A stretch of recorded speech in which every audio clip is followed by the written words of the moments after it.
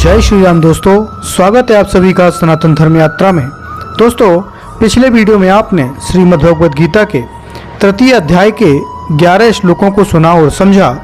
अब आइए चलते हैं श्रीमद् भगवद गीता के तृतीय अध्याय के 12वें श्लोक पर। इसमें लिखा है, इष्टान भोगई वो देवा दास्यन्ते यज्ञ भाविता तैद्रतान प्रदायभ्यो यो भुंगे स्तेन एवशः। अर्थात देवतागण प्रसन्न होकर तुम लोगों के अभीष्ट भोगों को प्रदान करेंगे। अतः जो व्यक्ति देवताओं द्वारा प्रदत्त द्रव्यों को देवताओं को अर्पित किए बिना ही भोग करता है वह चोर ही है। उसके बाद 13वां श्लोक है, यज्ञशिष्टाशिनः संतो मुच्यन्ते सर्वकिल विषय भुजन्ते ते त्वघम पापाये पंचत्याकारणात्। अर्थात यज्ञ के अवशिष्ट को ग्रहण करने वाले साधु सभी पापों से मुक्त हो जाते हैं, किंतु जो केवल अपने लिए ही अन्न आदि पकाते हैं वे दुराचारी पाप को ही खाते हैं। उसके बाद 14वां श्लोक है, अन्नाध्वंति भूतानि पर्जन्या दन्न संभवा यज्ञाद्वति पर्जन्यो यज्ञ कर्म समुद्भवा। अर्थात सभी जीव अन्न से उत्पन्न होते हैं और अन्न की उत्पत्ति वर्षा से होती है, यज्ञ से वर्षा होती है और यज्ञ कर्म से उत्पन्न होते हैं।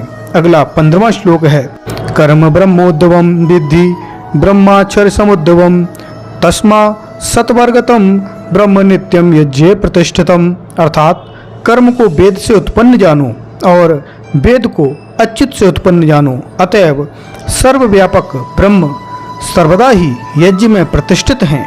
उसके बाद 16वां श्लोक है, एवं प्रवर्तम चक्रम नान्युति या अधा युधिरामो मोघम पार्थ सा जीवति। अर्थात हे पार्थ, जो व्यक्ति इस प्रकार से प्रवर्तित कर्म चक्र का आचरण नहीं करता वह पापरत और इंद्रियाशक्त होकर व्यर्थ ही जीवित रहता है। उसके बाद 17वां श्लोक है, यस्त्वा मत्तिरेव इष्यादा स्मृत्रस्य मानवः आत्मन्येव च संतुष्टस्य कार्यं न विद्यते। अर्थात किंतु जो व्यक्ति आत्माराम है और आत्मा में ही तृप्त रहने वाला है एवं आत्मा में ही संतुष्ट है उनके लिए कोई कर्तव्य कर्म नहीं है। उसके बाद 18वां श्लोक है, नैव तस्य कृतेनार्थो न कृतिनेह कश्चन न चास्य सर्वभूतेषु कश्चिद् व्यर्थ व्याप्रशय। अर्थात आत्माराम पुरुष को इस जगत में ना तो कर्म के अनुष्ठान से पुण्य प्राप्त होता है न ही कर्म के अनुष्ठान को नहीं करने से कोई दोष होता है। उनको अपने प्रयोजन के लिए इस ब्रह्मांड के समस्त जीवों में किसी के आश्रय की आवश्यकता नहीं होती।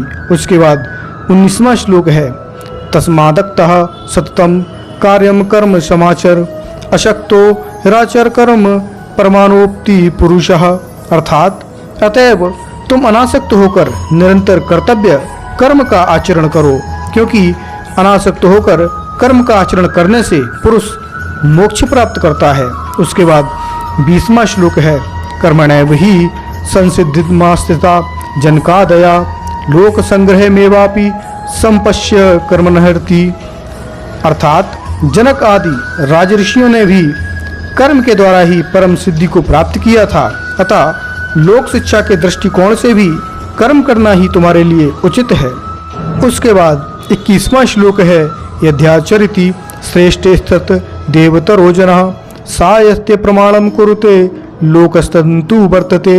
अर्थात श्रेष्ठ पुरुष जिस प्रकार आचरण करते हैं अन्य लोग भी वैसा ही आचरण करते हैं। वे जो कुछ भी प्रमाणित करते हैं अन्य लोग भी उनका अनुवर्तन करते हैं। उसके बाद 22वां श्लोक है, नामे पार्थस्ति कर्तव्यम त्रिषु लोकेषु किंचन नान बाप्तमप्यम वर्त एव च कर्मणि। अर्थात हे पार्थ, यद्यपि मेरे लिए कुछ भी करणीय कर्म नहीं है, क्योंकि मेरे लिए तीनों लोकों में कुछ भी अप्राप्त और प्राप्त करने योग्य नहीं है, तथापि मैं कर्म में प्रवृत्त हूँ। उसके बाद 23वां श्लोक है, यदि हम न वर्तेयम जातु कर्मणतंद्रिता मम वार्ता नुवर्तन्ते मनुष्या पार्थ सर्वशा। अर्थात हे पार्थ, यदि कभी मैं सावधानी पूर्वक कर्म में प्रवृत्त ना हूँ तो निश्चय ही सभी मनुष्य सर्वतो भावेन मेरे पथ का अनुकरण करेंगे। उसके बाद 24वां श्लोक है, उस्ति देउर में लोकाना कुर्याम कर्म चेदहम संकरस्य चा कर्ता श्यामुपहम मीमा प्रज्ञा। अर्थात यदि मैं कर्म ना करूं तो सभी लोग भ्रष्ट हो जाएंगे और मैं वर्ण शंकर का प्रवर्तक बन जाऊंगा। इस प्रकार मैं ही इन सारी प्रजाओं के नाश का कारण बनूंगा। तो दोस्तों, यहाँ तक आपने श्रीमद् भगवद गीता के तृतीय अध्याय के 24 श्लोकों को सुना और समझा। तो यहाँ तक आपको क्या समझ में आया, कृपया कमेंट बॉक्स में अवश्य बताइए। बने रहिए सनातन धर्म यात्रा के साथ और लेते रहिए रोचक एवं धार्मिक जानकारियाँ प्रमाणों के साथ। धन्यवाद। जय श्री राम।